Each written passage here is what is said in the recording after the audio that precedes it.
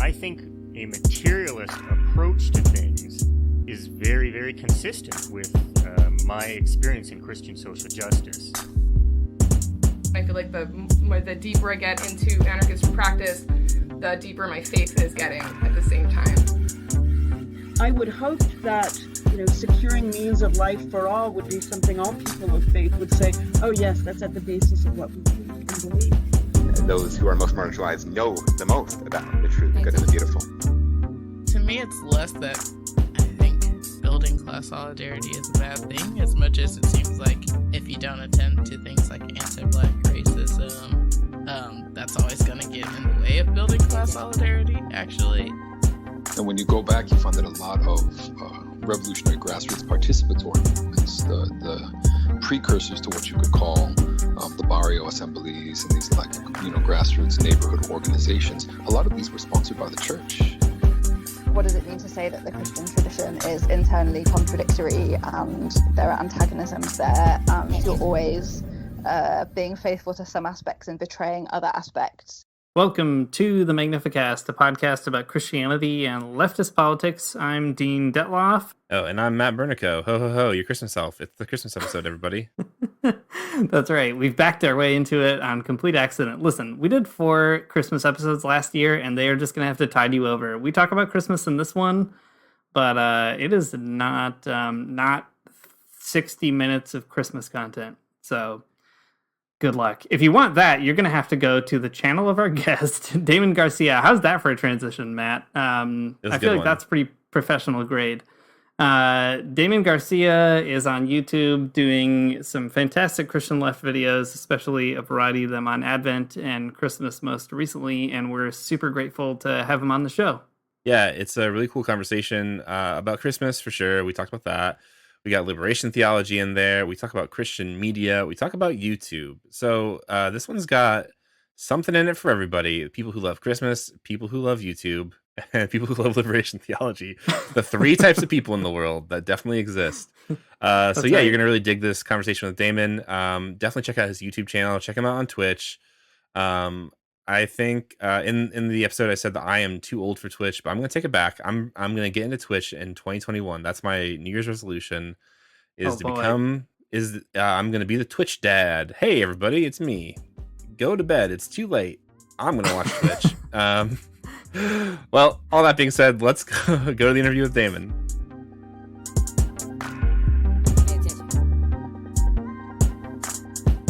This week on the podcast, we have Damon Garcia. He's the most famous leftist Christian YouTuber to ever exist. Damon, thank you so much for joining us today. Yo, thank you. I'm so glad to be here on the most famous Christian leftist podcast to ever exist.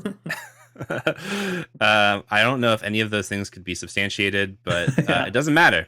We're creating alternative facts. We're making for the next hour. They're true. Yes, that's true. Okay. Well, thanks for joining us. Well, let's just dive into this. We have a few questions we prepared, but maybe we can have a big freewheeling conversation about Christmas and Christianity and the left and everything else. Yeah. Over the last few years, there have been so many great Christian and lefty podcasts that have sprung up. We've loved really getting to know everybody in this weird corner of the internet. It's a very fun thing to sort of make these big connections with folks. But did you know there are also some lefty Christian stuff on YouTube? I did not until I heard about you, Damon, and that's amazing. So this week we're here talking to you, who runs a YouTube channel called Damon Garcia on YouTube. So we've ended up meeting a lot of like-minded people through the Magnificast, and even though we've been doing this for a while, it's always kind of surprising. So where did you first start putting these leftist ideas together with your Christianity? How does this all fit together with you? Well, first of all, I grew up evangelical in a Pentecostal church because my parents started going to a church when I was 2 years old because they wanted to turn their life around. My parents were drug addicts and alcoholics, and my dad was involved in a gang and everything. And they heard that when you want to turn your life around, you start going to church. So they started looking for a church, and they found one that really specialized in deliverance ministry, and which involves deliverance from addictions and any sort of issues, and even demons at times. And so that's what they needed in their life, some deliverance. And so they were learning how to be Christian as I was growing up. And then when I became an adult, I started taking this stuff more seriously because I felt like I was called into ministry. And I then entered into some ministry training programs through that denomination I was in. And for me, that meant, okay, if I'm going to like be some sort of pastor, then I have to really understand the stuff I'm talking about. I have to understand the weight of that responsibility.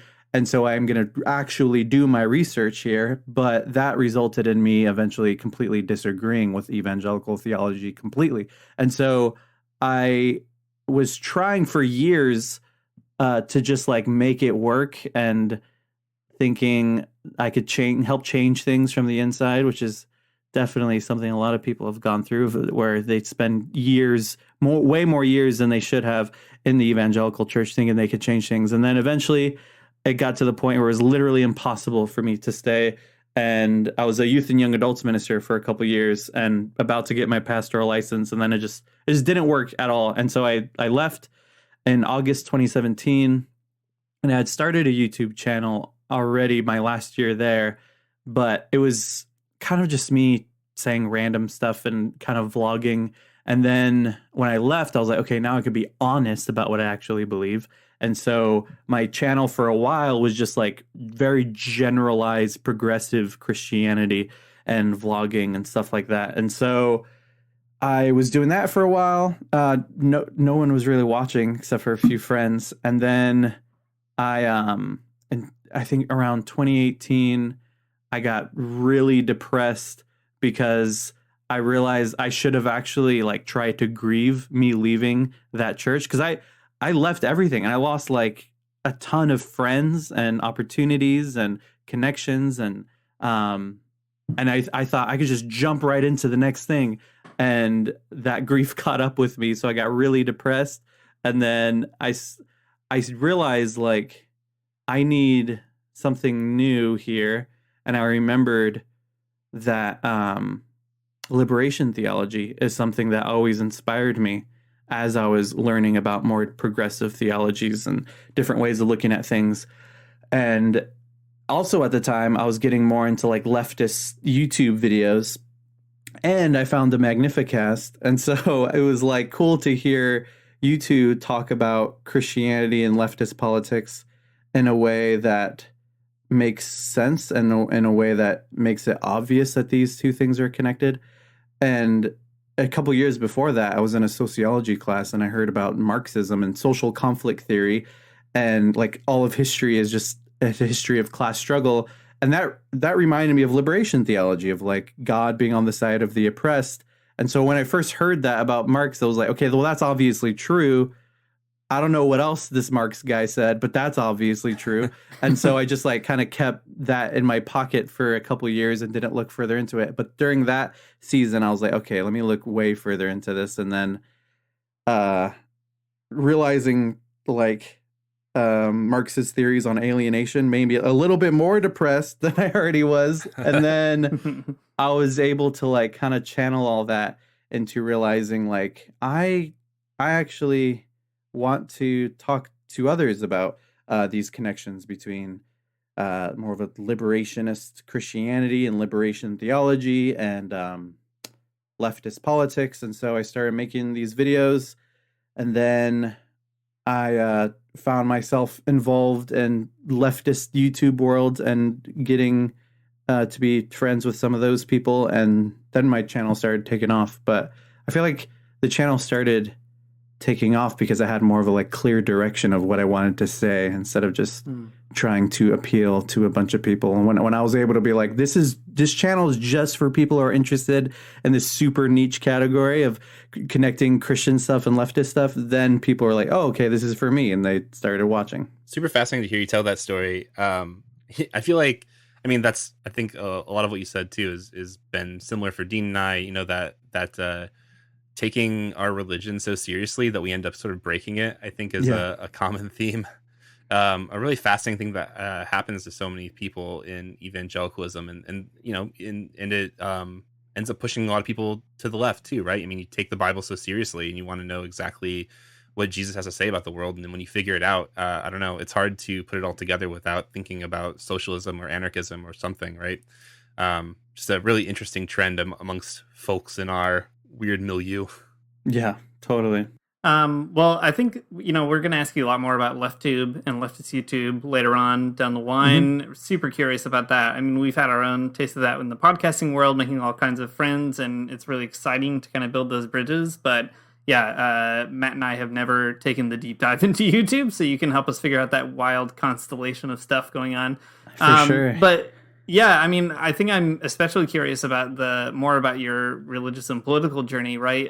Because like Matt was saying, it is so, I don't know, it seems like a common sort of narrative of trying to figure out what the heck is going on in Christianity and sort of arguing yourself out of it on accident. That thing you were saying about like mourning it, I think is really profound and something a lot of people, myself included, just have a hard time processing and sorting out, especially if you're not ready to like give up your Christianity wholesale or something, and you're sort of in this weird liminal space between being like, well, I don't want to be in that one thing that I was in, but I also am kind of still stuck with this story that I find really compelling or something. Is there anything about like the left and maybe thinking about social justice and that sort of thing that helped you find your way back to some of those themes in Christianity, or maybe helped you see them anew? I'm always curious to hear that. Like, what is it about discovering the left that kind of reinvigorates people looking for something in their faith? Yeah.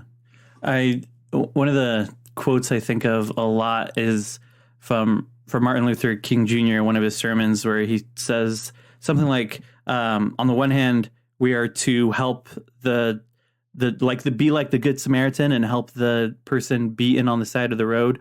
But we also need a revolution of values and to restructure the system so that it doesn't constantly create so many people beaten on the side of the road. And so I so badly like just want to get that idea in every Christian's head, that it's like, I think most Christians have this idea of like, yeah, we're supposed to help people in need. That's what Jesus would do. But it's like, let's restructure the system so that there isn't so many people in need going to the church for help. And that's like, for me, leftist politics just seems like the natural conclusion to what Christians say they care about, which is like serving people and loving people and helping people in need. And so at this point, it seems just super obvious. Like I've even noticed, even with liberation theology, talking to different people who are into it, eventually, as they get deeper into it, they stop kind of using the term liberation theology because it just feels like theology. And eventually, also, you start talking about the ways that your Christianity leads you to be involved in leftist causes. And you also eventually stop kind of saying, oh, yeah, I'm a Christian leftist. It just feels like, oh, yeah, I'm a Christian, so this is what I do. Or, yeah, I'm a leftist, and so this is what I do. It feels natural. And so now at this point, it seems like you have to do all these weird mental gymnastics to be a Christian right-winger. I like completely don't understand how that can happen. But it makes sense when you look at the centuries of propaganda and imperialism and the ways that I think more Eurocentric theology in seminaries has encouraged that. And now I think, yeah, I'm just continuing as I go deeper into my faith. I go deeper into radical leftist politics, more and more radicalized, and it just makes sense. And so, there's a lot of people who have happened upon my YouTube channel who constantly say things like, it seems like most of the people that watch me are people who grew up in some sort of conservative Christian environment, left that for some reason, or were pushed out of it for some reason, and then found themselves in some sort of socialist politics, and then through that found my channel, and then were pleasantly surprised to hear that you could talk about Christianity in a more healthy and responsible way. And so that's been really fascinating to see too, to hear people say that. And I know you two get people that say stuff like that all the time too, where it's like, oh yeah, I knew Jesus was more radical than my church said he was. I knew this stuff was actually way more powerful and interesting than they ever told me. And so it's really fun to be a part of people's journeys in that way. Yeah, it's such a profoundly bizarre thing, because on the one hand, I'm still trying to process all of the very bad ways evangelicalism broke my brain. Yeah. And then to have people be like, yeah, and your podcast or this thing that you said or whatever, help me think about why I want to go back to church. And I have to constantly be like, is this good? I don't know. It's a really interesting, I don't know, evangelizing, but not evangelical space to be in sometimes. I don't know. It's weird. Yeah, it is very strange to think of like the past of constant like missionary talk of like, we're gonna go into this town and befriend the natives and learn how to live life alongside them, and then we're gonna tell them about Jesus. And like now we realize like how awful and colonizing that way of thinking is. But it's also weird now that we're like in these leftist spaces and like living alongside them and befriending them and getting some of them be like, I'm interested in Jesus now because of you. It's like it's happening on accident of like, so it's funny. I know that there's old Christian minister friends from back in the day that I'm not friends with at all anymore, that in a way I'm like doing what they wish they could be doing in some sort of non-religious community, but I'm not doing that on purpose. And that's not my intention. Yeah, it's very weird. Super weird. Also, I'll say this, like, and I think you two would agree with this too. Like, I'm not trying to get leftists to become Christian. I'm just trying to give people permission, if you so desire, to connect your leftist politics with some sort of spirituality. There's so many ways to do it. There's plenty of ways to talk about this stuff that's more healthy and responsible. So here's permission to dive into that. Yeah, that word permission, I think, is one that we use quite a bit as well. Just, I mean, it is like, I mean, speaking of liberation theology, but it is like extremely liberating to know that there are a whole different type of Christian out there.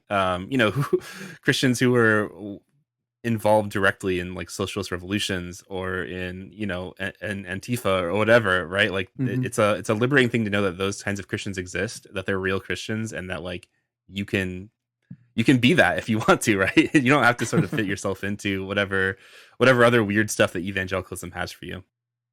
Yeah, definitely.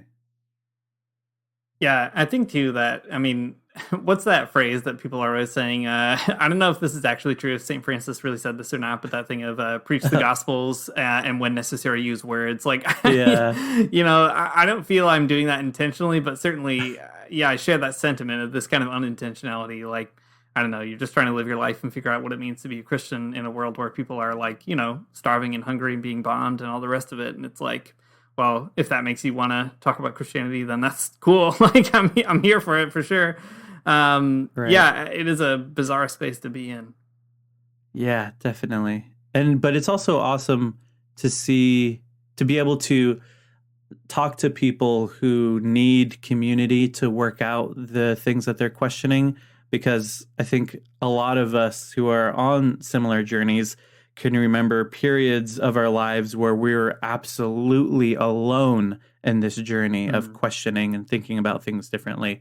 And I can definitely remember like a good couple of years of having no one to talk to about the stuff that I was passionate about and interested in and reading about. And I just had to be by myself, and I couldn't tell anyone because nobody would be interested. And now I get to talk about this stuff all the time. So I'm super thankful for that. And I'm super happy to provide that space for others to do that too.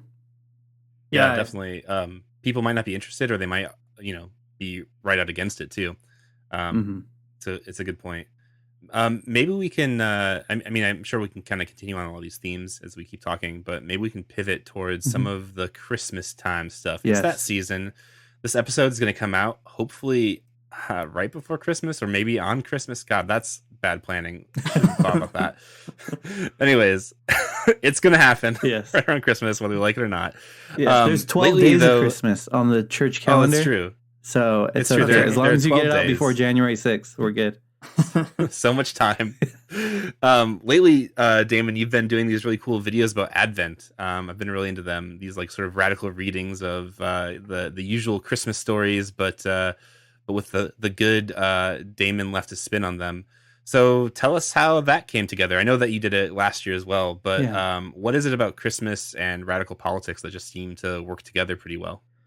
Yeah. Well, first of all, I think the main thing I'm passionate about is like preaching and teaching. And so that's what I was doing in the evangelical church. And I was having a lot of fun doing it and doing it in creative ways. And so now it's like I make videos about different things, but I also really like going back to the Bible and giving different readings on these scriptures and being creative with it. And so I just thought it would be fun last year to go through the Bible passages assigned by the Revised Common Lectionary every day and give a radical reading on them. And so it's and then also like thinking about Advent and how Advent is this season of expectation. And I feel like so many leftists can relate to this season of expectation in the midst of the collapse of an empire, because that's how we're feeling about in relation to capitalism collapsing and expecting socialism. And so, and seeing communism on the horizon, I think a lot of us can relate with that deep hope in the face of hopelessness. And of course, I think a lot of us think about the Magnificat when Advent comes, where Mary says that he has brought down the powerful from their thrones and lifted up the lowly and given the hungry good things and sent the rich away empty. Like that's Advent right there. That's that radical hope. And this season of Advent, this year in particular, because it's always fun to come back to these themes and see something different every time you do. This year in particular, I've been really inspired to realize that Mary's hope comes with an absolute hopelessness to the system. If you were to ask Mary, what would you change about the government? She would not mention reform at all. It would be that the powerful are brought down from their thrones and the rich are sent away empty. And someone may hear that, and like a progressive Christian may hear that and say, wow, Mary, it sounds like you have no hope. And she would say, oh, I have hope, but my hope is in the lowly being lifted and the hungry being filled. But that's not going to be done by the powerful, because the powerful will be kicked off their thrones. And so I think a lot of us, especially this year with COVID and the Black Lives Matter protests, a lot of people have woken up to a lot of injustices in the world, and also woken up to solutions that we've been peddling over the years that don't work. And so I think we could relate to that kind of hopelessness that comes with that hope of being completely hopeless when it comes to reforms and just like being nicer about things or whatever, because we have hope in something larger beyond the system. And I think that's, really what I've been thinking more and more about this year around, and realizing that that Advent hope is revolutionary hope, that they did not have any desire to see the Roman Empire get better or treat them better, but an absolute collapse of the Roman Empire. Yeah, that rules. Extremely cool. Also reminds me that it's good to read the Bible sometimes. So I appreciate that for sure.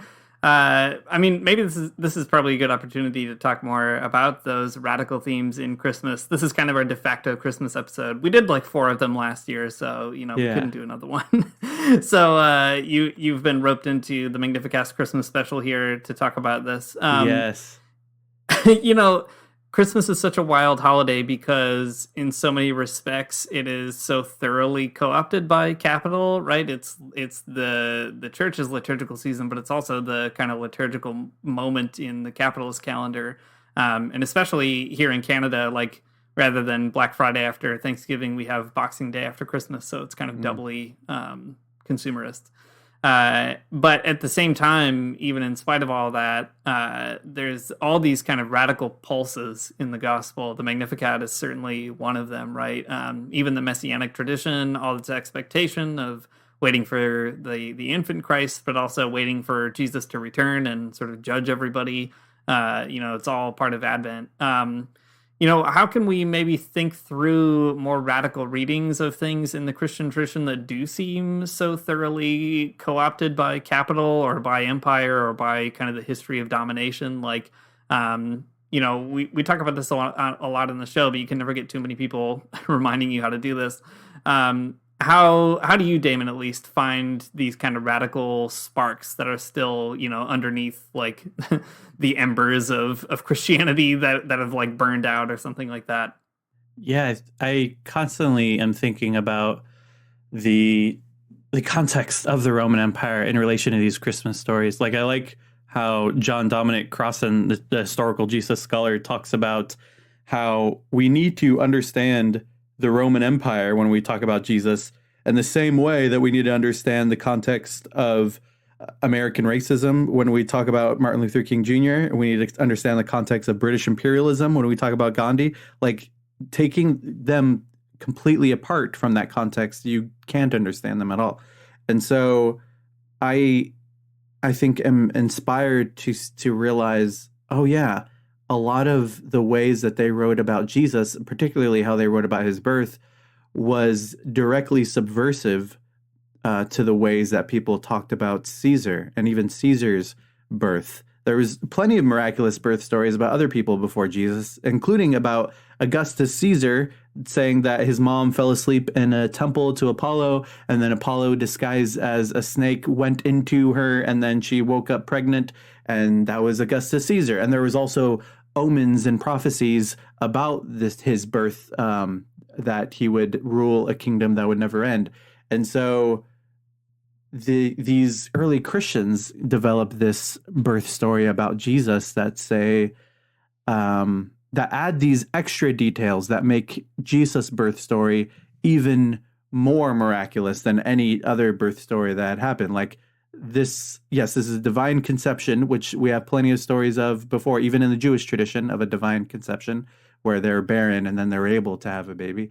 But in this story, she's a virgin. Also in this story, a god doesn't have sex with her without her consent, but this god gets her consent. Also in this story, she doesn't have sex at all. Also in this story, she is being chased by Herod's soldiers. Also in this story, they wind up in Bethlehem because of the silly mistakes of the Roman rulers having a census at the wrong time, and they don't even realize that they're helping fulfill Jewish prophecies. And I think there's two ways to read these stories. There's the way of thinking, okay, so they made these stories up in order to communicate what they wanted to communicate about the meaning of Jesus. Or you could say everything in the gospel stories happened exactly as they said, but they're wording them in a way to communicate what they want to about Jesus and to communicate this subversive message against the Roman Empire about Jesus. Either way, what I'm extremely interested in is what they were trying to communicate about Jesus. And so I think it's very interesting to see the context and how the original readers would realize, oh yeah, this is talking about this Christ child, this Jesus is actually the Son of God, actually Lord, actually Savior of the world, which were all titles given to Caesar before Jesus. And then to realize with all of these other details to make this an even more miraculous birth story, this has implications for the entirety of humanity, not just a specific tribe, not just a specific religion, not just a group of elites or a specific class, but for all people, peace on earth for all people. And so I think the message I think we're supposed to get through Christmas every time we dwell on these themes is that we realize what God is doing in the world is larger than we first realized, is actually for more people than we first realized, is perhaps even for the people that we thought weren't included. And so I think a lot of us can be inspired by those original radical Christmas messages today. Yeah, I think that's a good word. It's been a minute since I think I've really read any of the historical Jesus stuff, but John Dominic Crossan is giving me all kinds of memories. Thinking back in undergrad, sitting in the library, and well, it's been a minute since I've read those things, and I don't know how I'd feel if I read them again, maybe differently. But I know I always appreciate. I talk about Crossan so much. I feel like I probably got people thinking he's a communist, but he's definitely not, unfortunately. No, definitely not. He should be. He should be. But I always remember feeling like when I was reading John Dominic Crossan as an undergrad or whatever, that this added context to the story of Jesus, about how Jesus' story is like playing off these tropes of empire. It lends a real ironic tone to the gospel that I don't think you get otherwise, and a real subversive tone too, right? And just like you said, right, the whole using these tropes changes the way we think about the world and politics and all this kind of stuff too. But I think the thing that's always the most interesting to me is that Jesus like falls into these tropes. They kind of use these same types of narrative devices and stories as Caesar or whoever, but Jesus is like a poor person, right? That's, I guess, like the most interesting part of the whole story, and maybe what drives it to be radically different and to give it that like radical edge against something that cuts against empire, right? That Jesus is he's the king, he's God, all of these things, and he embodies all of these same narrative tropes as Caesar, but he's also like poor, and it tells you like whose side that Jesus ends up being on and whose side God ends up being on, and that always ends up being really powerful to me. I don't know, it does strike me as completely bizarre that John Dominic Crossan is not a communist, given all of those things, but he's just too good of a historian maybe to fall into politics or something. I don't know. I know. I asked him once. I saw him speak about a year ago, and then I asked him, so what do you think about people who hear this stuff about Jesus and relate it to socialism, and it encourages them to be a socialist? And he said something like, oh yeah, we tried socialism and it failed. We need new ways of talking about this stuff. I was like, damn, typical old man professor answer to this. Well, that's actually a great question, though. So I think one thing that has made me bored with biblical studies in general, I don't know, that's a weird way of putting it. I had like a Bible minor at a Bible college once in an extremely former life. And one reason I don't revisit that stuff maybe is because I feel like there's such a kind of liberalism shot through with a lot of that material.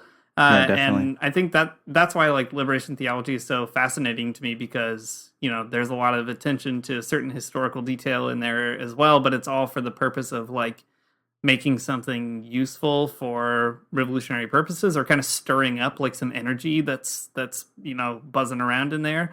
I'm curious to hear a bit more about you and how you relate all that as well. You mentioned liberation theology was this kind of important turning point for you, and you're obviously still invested in really figuring out what's going on in the biblical text. Like, how do we sort of negotiate all that, like trying to learn what's going on in the Bible and also trying to learn how that informs or maybe stirs up the revolutionary energies that are in us as well?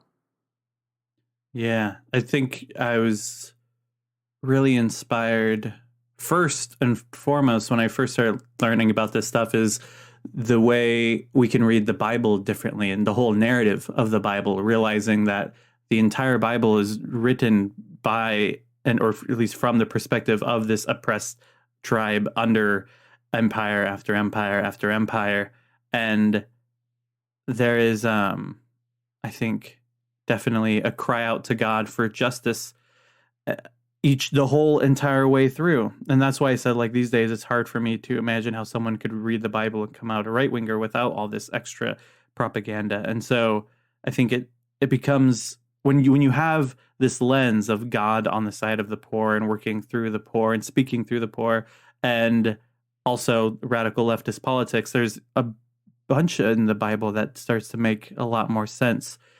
And even the way wealth is talked about in the Bible, like I think of one of the passages that was in the lectionary was from Habakkuk, that talks about the accumulation of wealth, and it uses an analogy of the open mouth of Sheol, that like swallows everything up. And that's how it talks about wealth, which is complete opposite of if you have more faith, then you'll get more wealth. And Habakkuk is talking about wealth is like as a mouth as wide as Sheol, swallowing us all up, and we cry out to God to rescue us from this society that is committed to an endless accumulation of wealth. And so it's like those patterns are all over that thing. Yeah, I love that. I can also, I feel like as you're speaking, I can sort of sense that that pastoral past that you have that's also still very present, right? I feel like I'm getting a good sermon today, so I appreciate that a lot. Oh, good. Thank you. Yeah, for sure. Yeah, don't give it up. Definitely.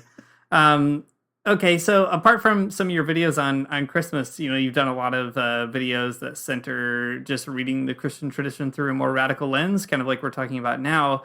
One really great video of yours that Matt and I both have seen, and also people have like sent to us, is a video that you wrote or that you did called "The God Who Riots," which is really neat. I mean, we talk about violence a lot and riots a lot in this podcast, and how hard it is to kind of figure out. So in that video, you give some commentary about rioting and politics, but you also give some good instruction on reading the Bible and how synoptic gospels work and things like that. So, I mean, how do you see your channel as maybe bringing together all this biblical knowledge and also bringing together a way of thinking critically about the political moments of our time, like borrowing from leftist traditions, borrowing from the biblical traditions? How do you see your channel as like filling that gap? Yeah, I want to help people really develop a more liberation-oriented spirituality in any way I can. And so I see like the entirety of church history, it's almost like there's two types of Christianity. The Christianity, it's been called like Cornel West called it like Constantinian Christianity in relation to, or compared to prophetic Christianity, or Frederick Douglass talked about a slaveholder religion compared to Christianity, or Soren Kierkegaard talked about Christendom versus Christianity. And it's like throughout church history, there is the type of Christianity that exists solely to legitimize the secular order and its hierarchies and systems of domination. And then there's the type of Christianity that resists against those things. And we see both, and I see even especially when it comes to colonization, theological developments that were developed in order to justify colonization, and then theological developments that were developed to empower people to struggle for freedom against colonization. And so I think theological education involves learning how to sift through those developments, because as you start learning theology and church history, it's all together. And so for me, I want to be able to just affirm that radical stream that empowers people to struggle for freedom, and completely reject that other stream, and completely be an atheist even toward that conception of God that justifies colonization and simply just legitimizing the secular order. And so I think so I want to help people see that. And then I think doing that, also realizing that a lot of radical streams of Christianity had to arise as distinct streams. Like liberation theology only had to come about as a distinct theological lens because of the church constantly siding with the ruling class. And like I said earlier, as you get deeper into liberation theology, this just feels like theology, but it only has to be distinct because of the Christianity all around us is the opposite and sides with the ruling class. And so I think it's like realizing that so many of these revolutionary leftist movements have picked up the ball that the church dropped and just ran with it. That the church has completely failed in its role in critiquing society. And that's why Marx and Bakunin and Kropotkin and everybody else had to get to work, because the church was not doing anything that needed to be done and really looking at society in the way that it needed to. And so for me, I've been thinking about this, particularly this Advent, I've realized this too, is Jesus' parable about the two sons, not the prodigal one, but the other one, where he says a father goes to a son and says, go work in the field. And he said, yes, I will, and then didn't. And then he says, the other son, go work in the field. And he says, no, I will not. And then he does it anyway. And then he asks the disciples who actually did his father's will. And they said, the one who said he wouldn't, but did anyway. And he said, yes, in the same way, these prostitutes and tax collectors are going before you. And so I feel like the revolutionary left is that other son who said no, but ended up doing the will of God anyway. And so much of our church leaders are like that other son who said, yes, I will do what you tell me, and then completely failed to do anything that needed to be done. And so because of that, we, what needs to be done in order to fulfill the material kingdom of God of an egalitarian society where everyone's needs are provided for, and everyone's, where a society where, what is it? Everyone according to his ability and everyone according to their need. That is only going to happen because of the left, even though it should have happened because Christians actually fulfilled their Christian duty. But so that's how I see it now, where it's like, I think they're doing what Christians should have done, but we dropped the ball. And so now they're going to lead us to what Christians should have done anyway. That is such a fun application of biblical rhetoric.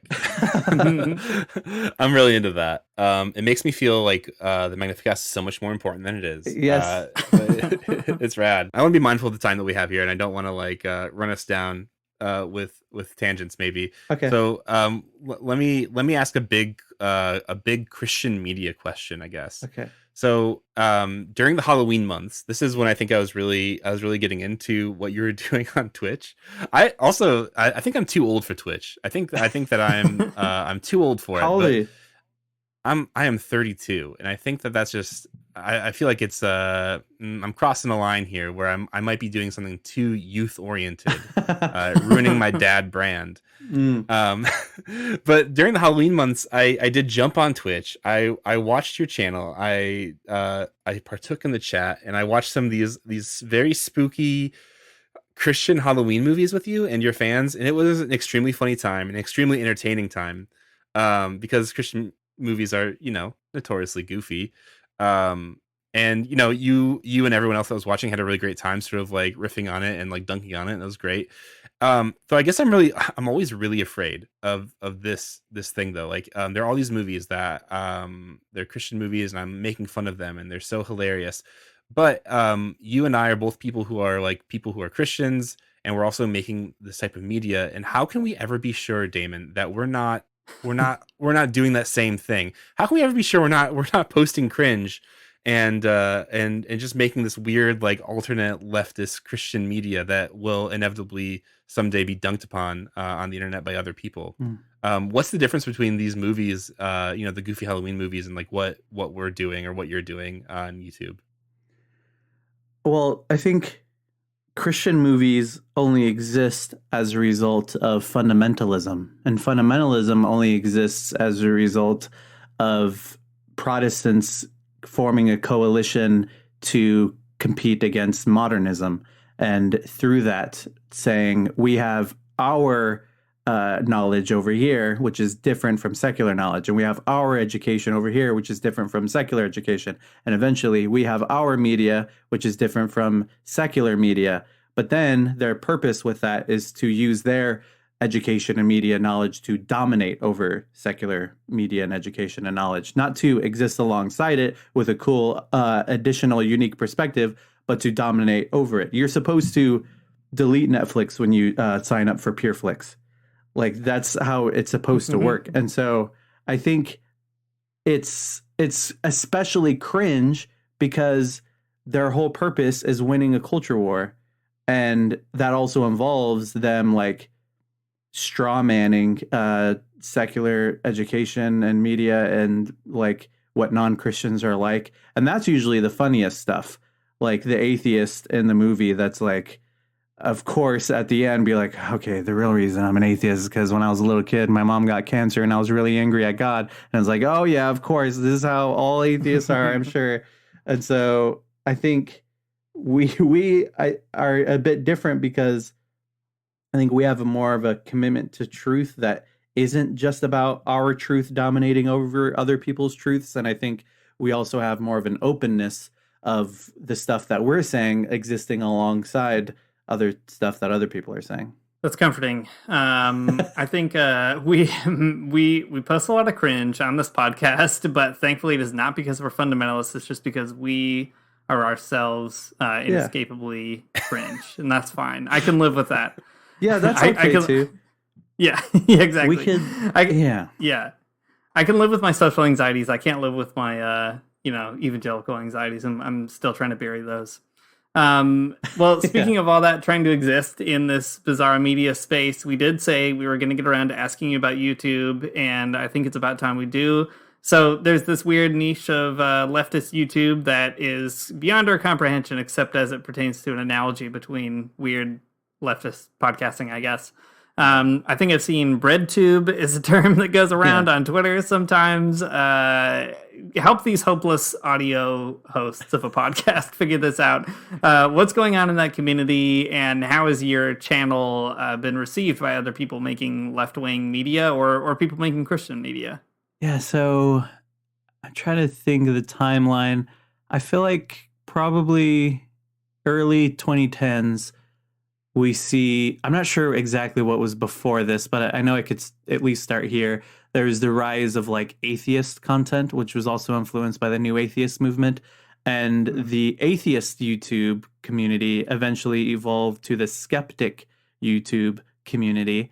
And then the skeptic YouTube community suddenly got really reactionary as these videos of screaming feminists started to go viral on YouTube.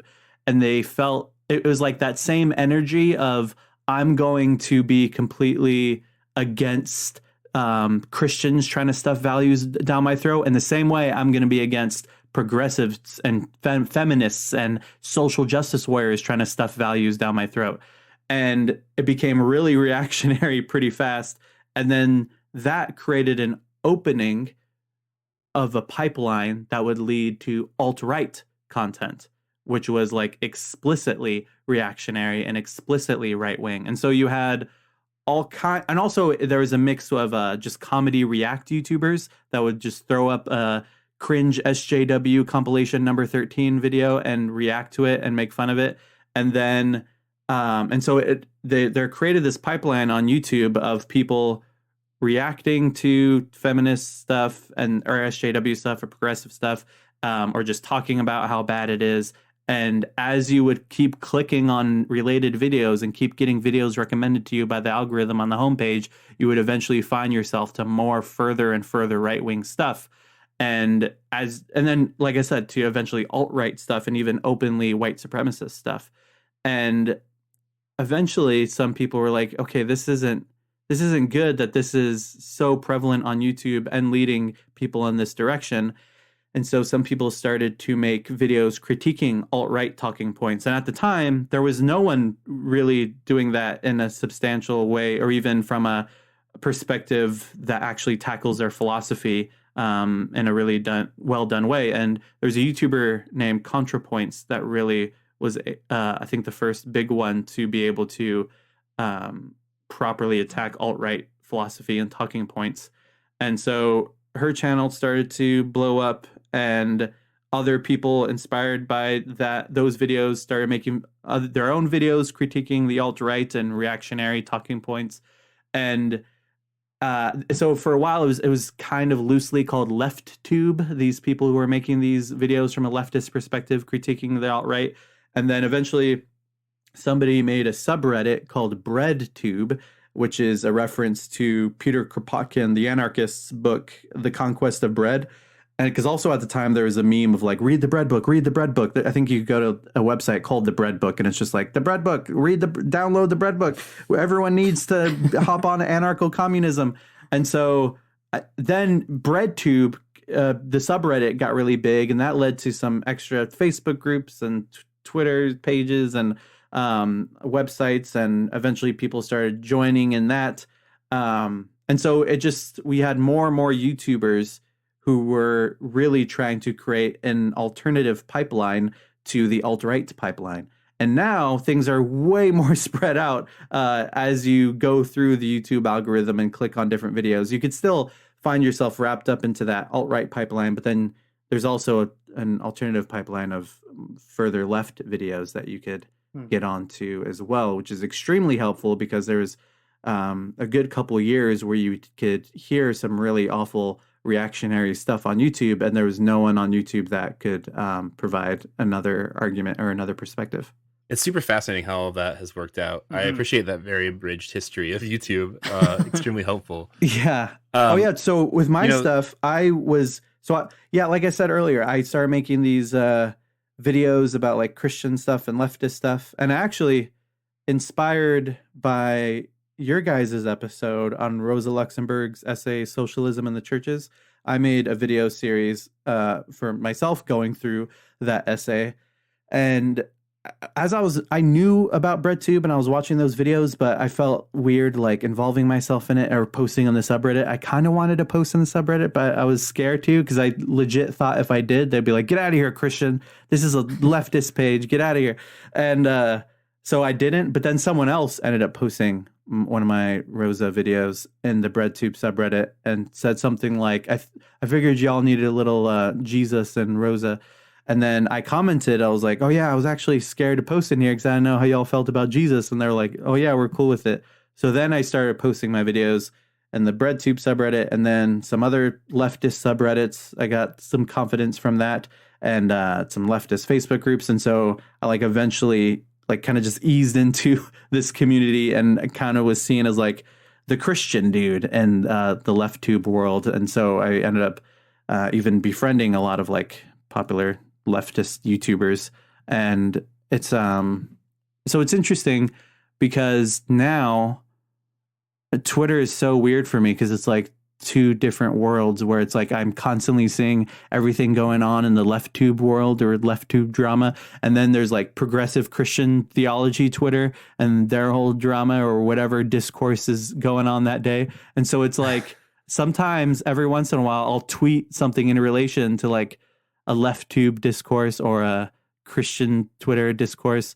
And when I do that, I have to realize like half of my following has no idea what the hell I'm talking about because I have both those worlds on my feed. And so, but it's pretty fun and pretty cool. And I feels really great too, to be able to get more and more people who came from just LeftTube, BreadTube world, and to be able to be like, "Hey, y'all, if you listen to podcasts, there's a podcast called the Magnificast that you should check out." And they're like, "Oh, cool. I never heard of that. Let me check it out." And so it's cool to be able to provide our own little pipeline.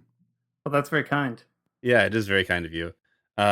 First of all, there's too much discourse. We need to cut down the discourse. Everyone should be saying less, I think, on Twitter. It's so important that we do that. I, for one, won't be the first one to do that, but I think it just is a generally good idea. I think what you were saying, though, about BreadTube and sort of like the openness to, I guess, like left-wing folks to religion right now is very fascinating because I think we've had exactly the same experience. For example, like Revolutionary Left Radio is a pretty popular leftist podcast, and they've been extremely supportive of our work, and we've been on their show like 2 different times. It's very cool. I think it's just really fascinating how I mean, you bring up Karl Marx at church and people are going to be like, "Oh, well, he was an atheist," but it's really fascinating to me how that is basically a non-issue for the United States left. I mean, not completely. There's probably still some anti-Christian or anti-religious tendencies, and like fair enough, honestly.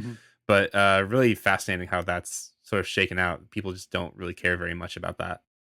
Yeah, it's cool to see that mostly they're pretty open to it.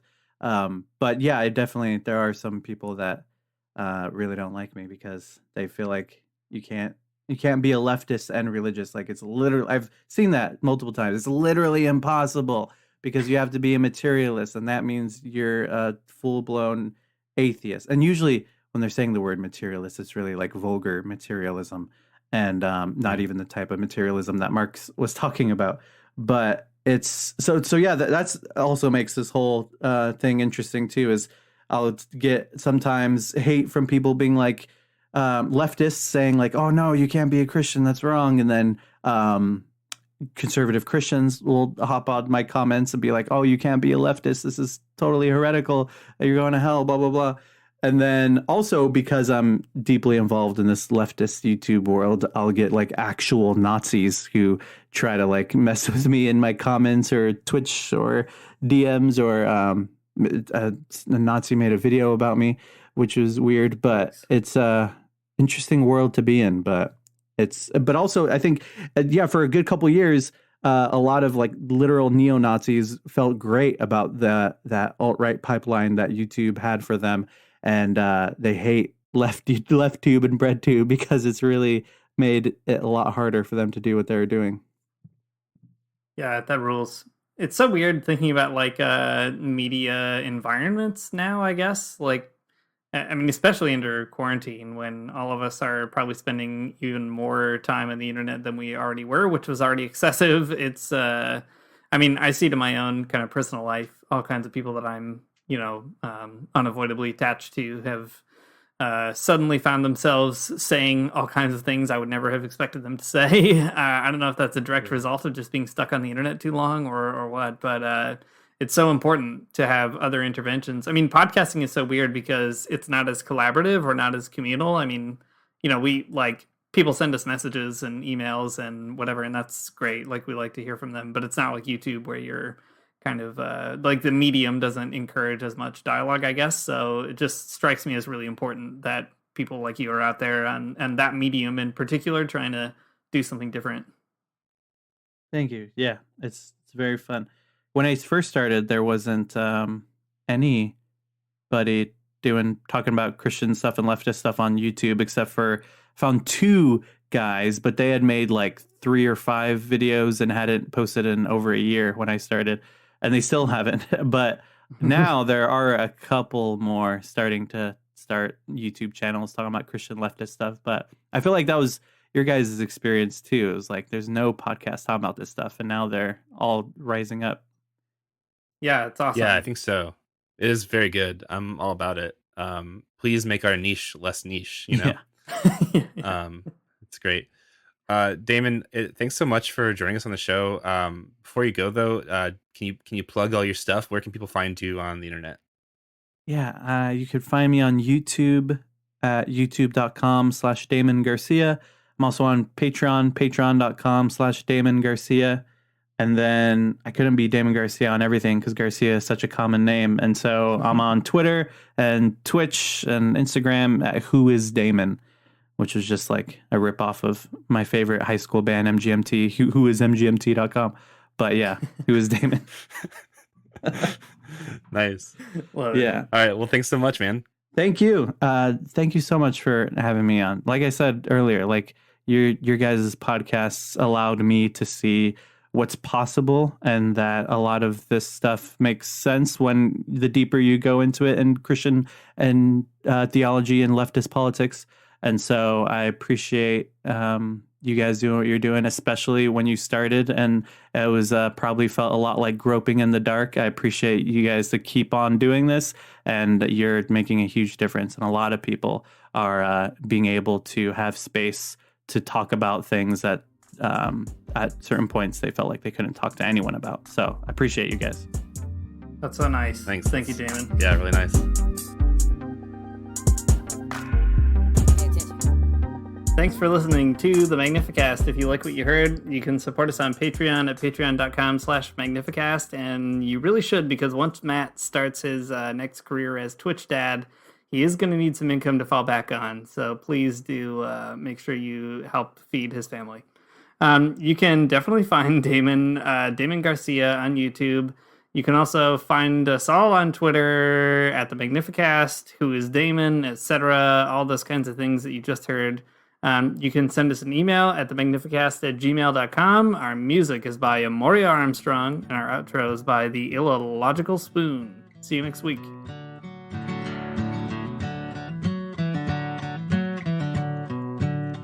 I don't want Gonna get up for church in the morning, souls alive. Heaven come to earth and there won't be no church. We'll meet down by the riverside. There we'll swim with all creation. Never get tired, never bored. Don't worry, someday there'll be no dam between us and our Lord.